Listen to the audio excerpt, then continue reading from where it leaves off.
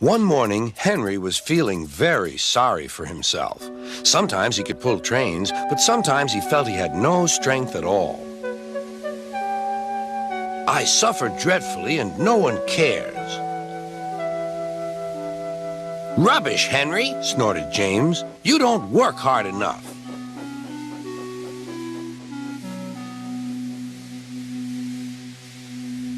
Sir Topham Hatt spoke to him too.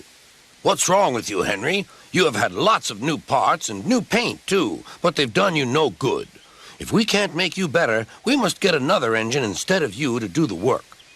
This made Henry, his driver, and fireman very sad. Sir Topham Hatt was waiting when Henry came to the platform. He had taken off his hat and coat and put on overalls. Henry managed to start, but his fireman was not satisfied. Henry is a bad steamer, he said to Sir Topham Hatt. I build up his fire, but it doesn't give enough heat.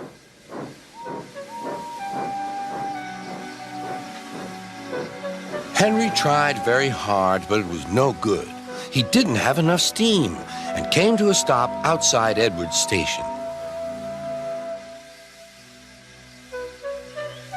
Oh dear, thought Henry. I shall have to go away. Oh dear, oh dear. All he could do was to go slowly onto a siding, and Edward took charge of the train. Sir Topham Hatt and the fireman went on discussing Henry's troubles. What do you think is wrong, fireman? Asked Sir Topham Hatt. Excuse me, sir, he answered, but the fact is the coal is wrong. We've had a poor lot lately, and today it's worse. The other engines can manage. They have big fireboxes. Henry's is small and can't make the heat. With Welsh coal, he'd be a different engine. It's expensive, said Sir Topham Hatt, but Henry must have a fair chance. James shall go and fetch some.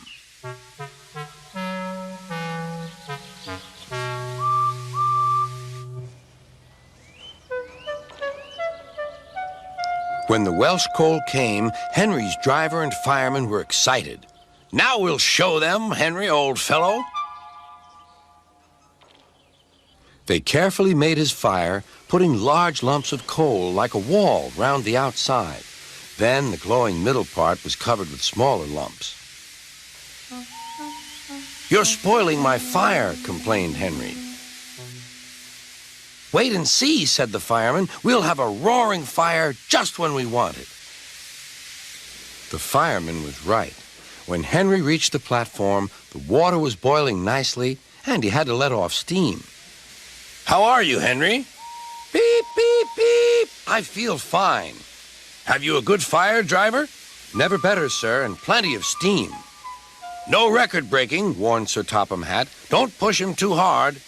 Henry won't need pushing, sir. I'll have to hold him back.